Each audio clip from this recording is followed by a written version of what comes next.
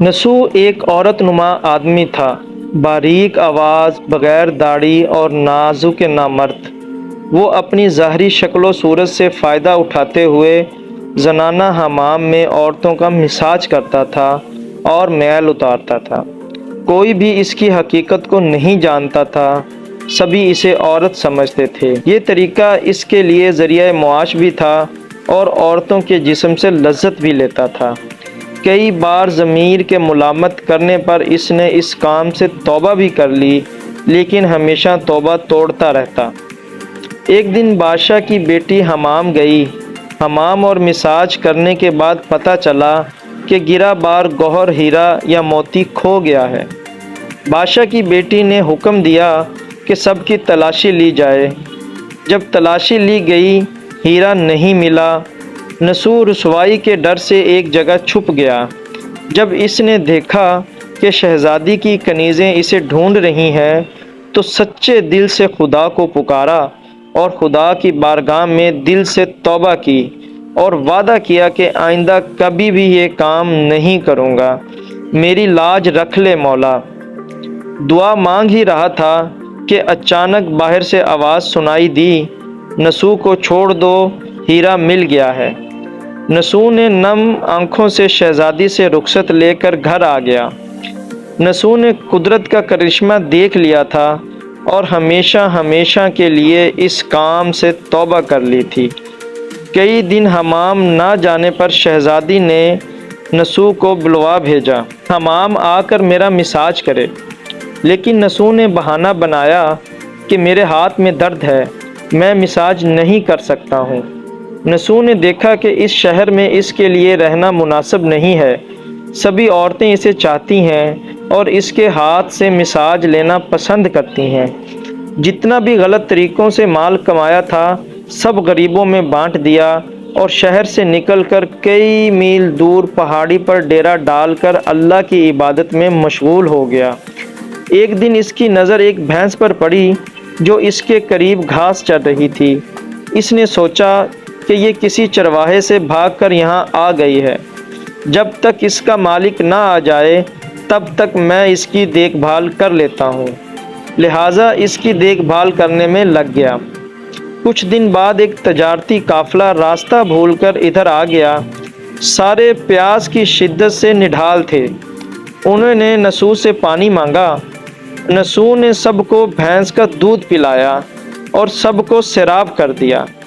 काफ़िले वालों ने नसू से शहर जाने का रास्ता पूछा। नसू ने इनको नज़दीक और आसान रास्ता बता दिया।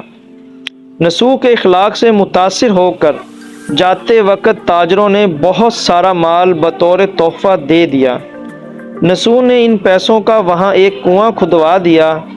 आहिस्ता आहिस्ता लोग वहाँ बसने लगे और इमारतें बनने लगीं और वहाँ के लोग नसू को बड़ी इज़्ज़त व एहतराम की निगाह से देखते थे।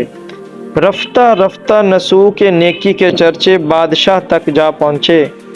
बादशाह के दिल में नसू से मिलने का इश्तियाक पैदा हुआ। इसने नसू को पैगाम भेजा कि बादशाह इनसे मिलना चाहते हैं, मेहरबानी फरमाकर दरबार तशरीफ़ ले आएं। जब नसू को बादशाह का पैगाम मिला, इसने मिलने से इनकार कर दिया और माजरत चाही कि मुझे बहुत सारे काम हैं, मैं नहीं आ सकता। बादशाह को बड़ा ताज्जुब हुआ, लेकिन इस बेनियाजी को देखकर तलब और बढ़ गई।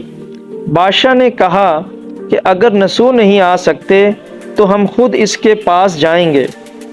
जब बादशाह नसू के इलाके में दाखिल हुआ, खुदा की तरफ से मलकुल मौत को हुक्म हुआ बादशाह की रूह को कब्ज़ कर लिया जाए। चूँकि बादशाह बतौर अकीदतमंद नसू को मिलने आ रहा था और रियाया भी नसू की खूबियों की गर्विदा थी, इसलिए नसू को बादशाह के तख्त पर बिठा दिया गया। नसू ने अपने मुल्क में अदल और इंसाफ का निज़ाम कायम किया। वही शहज़ादी जिसे औरत का भेस बदल कर हाथ लगाते हुए भी डर लगता था, उसी शहज़ादी ने नसू से शादी कर ली।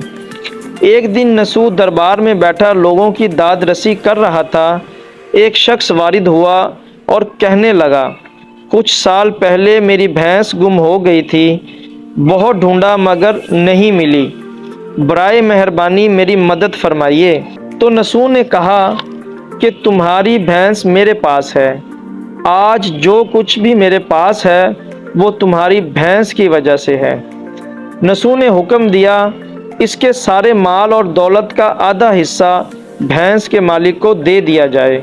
وہ شخص خدا کے حکم سے کہنے لگا، اے نسو، جان لو کہ میں انسان نہیں ہوں اور نہ ہی وہ جانور بھینس ہے، بلکہ ہم دو فرشتے ہیں، تمہارے امتحان کے لیے آئے تھے۔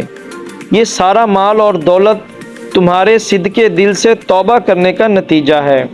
یہ سب کچھ تمہیں مبارک ہو۔ وہ دونوں فرشتے غائب ہو گئے۔ اسی وجہ سے سچے دل سے توبہ کرنے کو توبہ نصوح کہتے ہیں۔ تاریخ کی کتابوں میں نصوح کو بنی اسرائیل کے بڑے عابد کی حیثیت سے لکھا گیا ہے۔ کتاب مثنوی مانوی دفتر پنجم انوار المجالس صفحہ نمبر 432۔ نصوح رزق کمانے کے لیے اللہ کا ناپسندیدہ کام کیا کرتا تھا۔ جب اس نے وہ کام اللہ کے خوف کی وجہ سے چھوڑا تو اللہ نے رزق کے اسباب پیدا کیے اور بادشاہت تک عطا کر دی۔ حرام طریقے سے لذت حاصل کرنا چھوڑا تو اللہ نے نکاح میں شہزادی دے دی۔ اللہ تعالیٰ سب کو توبہ کرنے اور مرتے دم تک اس توبہ پر قائم رہنے کی توفیق عطا فرمائے۔ آمین ثم آمین۔